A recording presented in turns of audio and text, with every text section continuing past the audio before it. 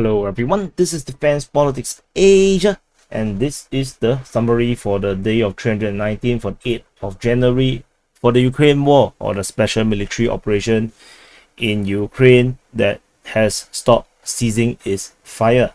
And I haven't slept since the open mic, so I hope I can survive this SITREP.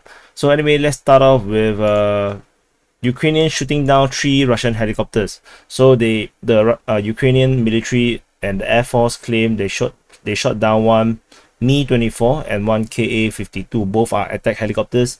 And then they also shot down another helicopter, which they are not sure what exactly it is. They are still trying to find out what it is.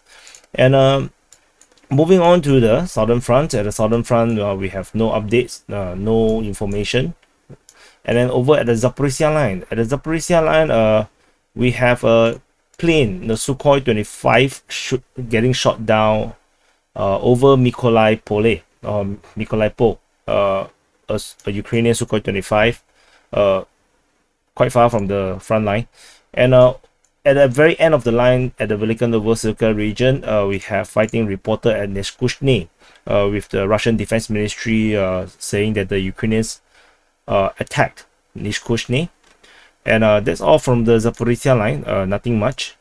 Over at the Donetsk front, this is the Donetsk region. At the Donetsk front, along the Voleda line, we have a Ukrainian attack at Pavlivka, Volodymyrivka, as well as at Novomikhailivka. This seems to be part of the offensive during the ceasefire. And the Russians, after the end of the ceasefire, seems to have attacked Novomikhailivka.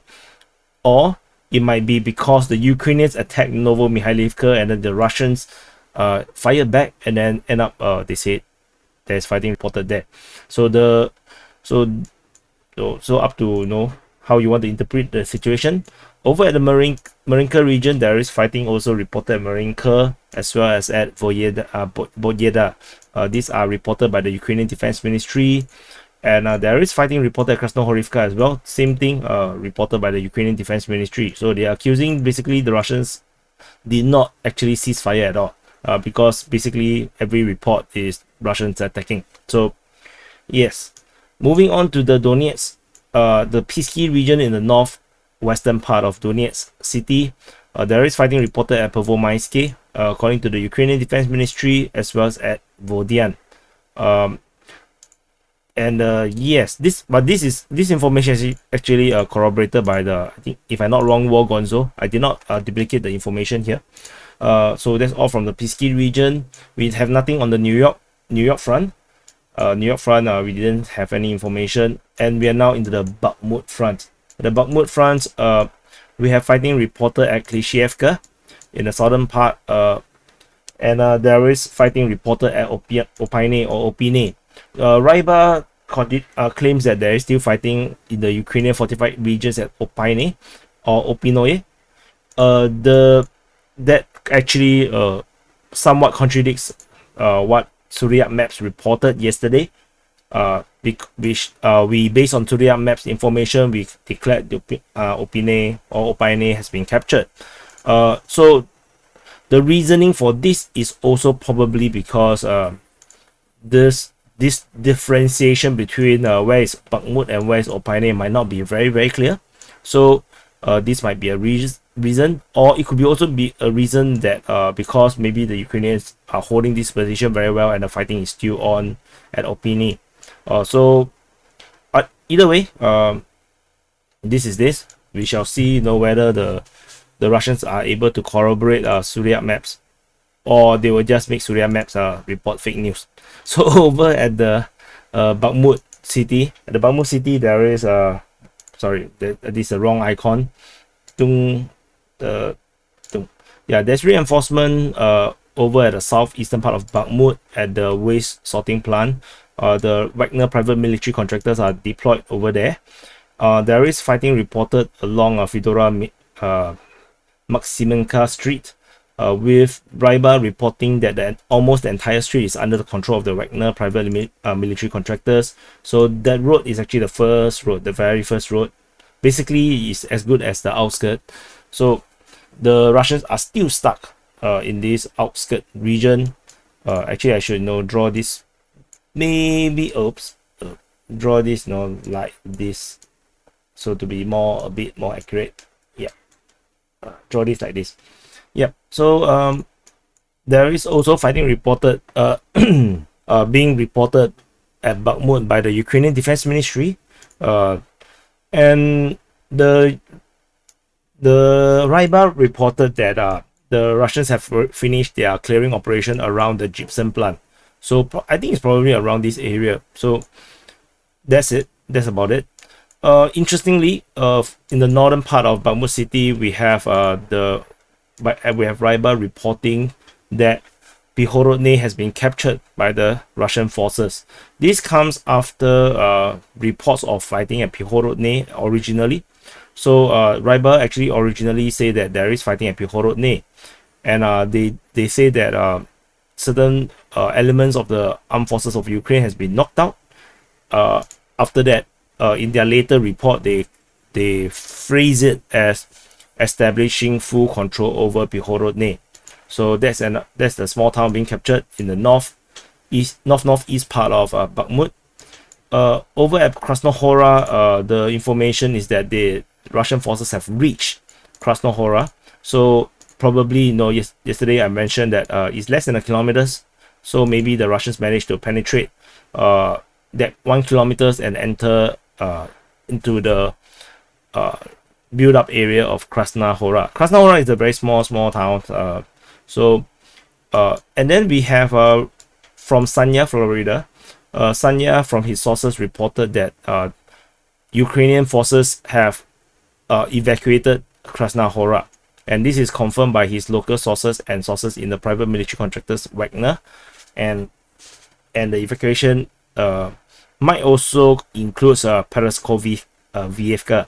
So because based on the way how he wrote, is that the evacuation of the armed forces of Ukraine is from the village of Paraskovivka.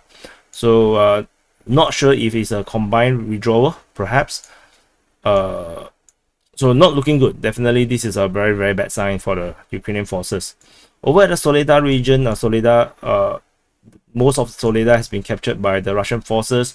The noose is tightening, with fighting with the Russian forces or the Wagner private military contractors reported at the intersection of Chekalov and Kapinsky. Basically, it's actually Kapinsko Hill, this road, and Chalova. So this junction, so that means the Russian forces have made even more progress over the past 24 hours. And there is also information from Rybar that there is Russian forces reaching Yuchina mountain, or actually Yuchina Hora. I believe this is actually referring to this high ground here. You can see this hilly area here. I think it's referring to this area, and this is how the Rybar's mapping seems to look like in the northern part. Although in their report they call it northeast, but this is clearly the north of Soledar. So anyway, so Ukrainian armed forces report there is fighting at Soledar, so they do acknowledge that there is fighting at Soledar.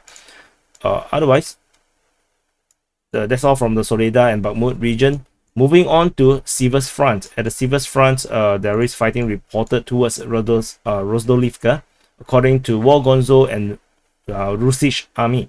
So Russisch army wasn't exactly quoted Rozdolivka, but they did say that in the area of Yakovlivka, they have destroyed their enemies and seized one of the borders, and the advance along the front was 2.5 kilometers. So 2.5 kilometers is probably this distance. This is this long, so there might be a push towards Rozdolivka. And then there is a MiG-29 shot down over Vasile, which then reminds me that I forgot to report the shutdown over at Novi Donbass. Sukhoi 25 was shot down over Novi Donbass. And there is fighting also at Bilohorivka, according to Russisch army, as well as at Vimka. So because they say that the Russian airborne troopers conducted assault or attacks in the area of the Vimka-Bilohorivka line. So around this region here, the Russian airborne forces is operating. So there is also shelling reported at Sperne. So the Russian forces seems to have detected a company of mechanized troops in the Sperne region, and probably planning to counterattack Russian positions, and then they got artillery strike, according to the Russian Defense Ministry. So if you don't believe them, just take some of the salt from Soledad. Yeah, just take some of the salt here. They have a lot. Over at the Sivers, northern part of the Sivers front, there is fighting reported at Bilohorivka, according to War Gonzo. Shelling is reported at Serebryanka, according to the Ministry of Defense of Russia. The Ukrainians are reported also to have launched an attack near Serebryanka. So not sure if these two events are related to each other, because both are from the Russian Defense Ministry, so could be referring to the same thing. Because in this shelling, they said it's strike against two attack groups. So this is actually an attack group. So it might be the same thing. There's shelling. The same shelling report also refers to Dibrova, now in the Crimea front. So at the Dibrova, there is nearby of Dibrova. Ukrainian forces were also shelled by the Russian artillery. And further up north, in the Crimea front, there is fighting reported at Chervono-Popivka. According to the Ukrainian Defense Ministry, they reported the Russians' attack near Chervono-Popivka. Similarly at Makiivka. At Makiivka, the report is by War Gonzo, and then the Russian Defense Ministry themselves actually just report that they did artillery shelling at Makiivka. And that's all from the Crimea front. At Izium, there is a Sukhoi 24 getting shot down over Izium. So that's another Ukrainian aircraft getting shot down. And so in total, there is actually 4 aircraft getting shot down. So that might be a case where the Ukrainian forces did indeed try to take advantage of the ceasefire to launch a major offensive of sorts to try to push back the Russians to catch them unaware. However, the Russians' ceasefire does not apply to defending themselves. So Zelensky is quite unhappy about it. They said that the Russians lied about the ceasefire. Yeah, that's literally what he said. He said that the Russians lied about the ceasefire. And so further up north, the other one is a Sukhoi 27 shot down over Luzove in the Kharkiv region. And but of course, we still also have 3 Russian helicopters getting shot down. So not sure why the Russian helicopters are there. So you see, it's January 8 from 11 to 2. So that means so this is actually already after the ceasefire. So no, yeah, that makes sense then. Okay, so yeah, so moving on to the Sviatove front, there is fighting reported at Myaso-Zarivka, where the Ukrainian forces launched an attack in this region. The Russians continue their forever siege of Semakivka. I'm not even sure if they are actually anywhere near the town, because the reported fighting here by the Ukrainian Defense Ministry seems to have been ongoing for a very, very long time. The shelling is reported at Semakivka, so not sure if the Ukrainians are referring the attack as just the shelling. This shelling is reported by the Russian Defense Ministry. There is fighting reported at Novoselivske. So the Russian Defense Ministry said that said that they attacked Novoselivske, and then but they also say that the Ukrainians have DRG forces getting eliminated here. So no, it might be that they attacked and then they actually took out this. So no, like a duplication of the same event. They wrote it twice to make it sound more exciting. Yeah, so anyway, moving on to the Kupiansk front, Kupiansk region, there is fighting reported at Kotlyarivka. At Kotlyarivka or Kotlyaarovka, the Ukrainians attacked this position, and then the Russians attacked Sinkivka, which is on the northeastern part of Kupiansk. And that's all. Yeah, that's all from the summary of the day of 219 for the 8th of January. Please press the subscribe button, press the like button, say salute to all these officers and troopers and generals of the DPA army. You owe it to them. And Do share this with your friends, family, and contacts who are interested in this war or would like to know or understand what the hell is actually happening in Ukraine. And I will see you in the next update.